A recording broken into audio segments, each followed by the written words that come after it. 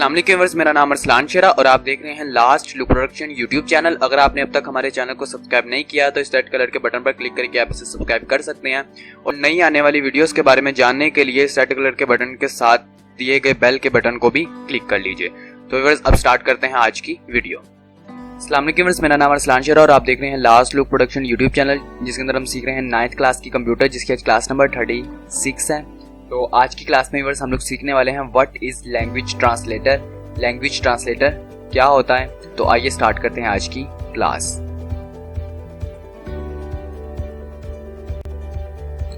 Language translator is a program. Language translator एक program है that translate a program. ये program को translate करता है ऑफ हाई लेवल लैंग्वेज और असेंबली लैंग्वेज, जो कि हाई लेवल और असेंबली लैंग्वेज में लिखे होते हैं, इनटू मशीन कोड में।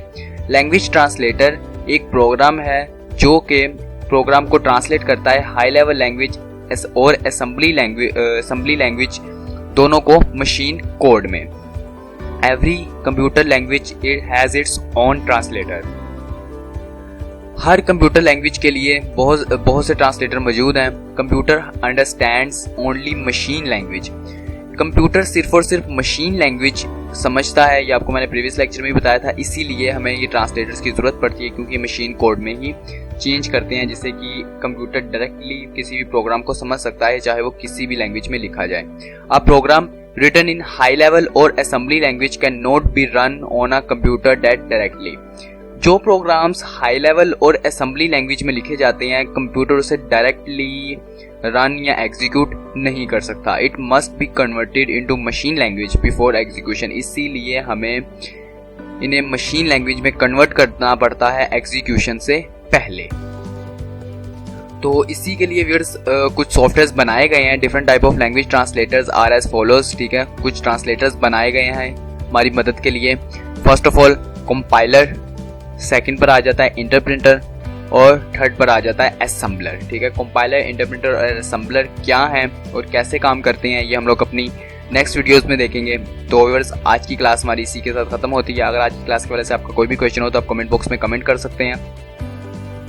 अगर आपको वीडियो अच्छी लगी तो इसे लाइक कीजिएगा, अपने दोस्तों अपने फैमिली मेंबर्स में शेयर कीजिएगा और हमारे यूट्यूब चैनल को सब्सक्राइब करना मत भूलिएगा। अगर आप 9th क्लास के नोट्स डाउनलोड करना चाहते हैं तो डिस्क्रिप्शन में उसका लिंक दिया गया, आप उसे फॉलो करके वहां से भी डाउनलोड कर सकते हैं और हमारी वेबसाइट पर भी विजिट कर सकते हैं।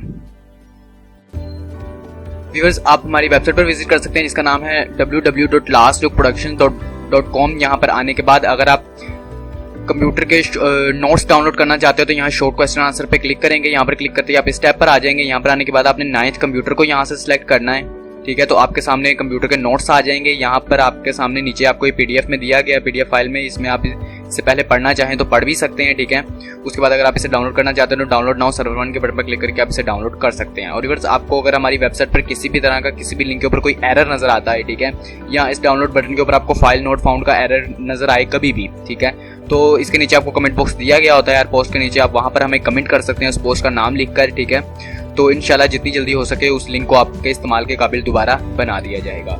तो व्यूअर्स इसी के साथ हमारी आज की क्लास खत्म होती है। तो मिलेंगे नेक्स्ट क्लास में। अपना ख्याल रखिएगा, अपनी दुआओं में हमें याद रखिएगा। खुदा हाफिज।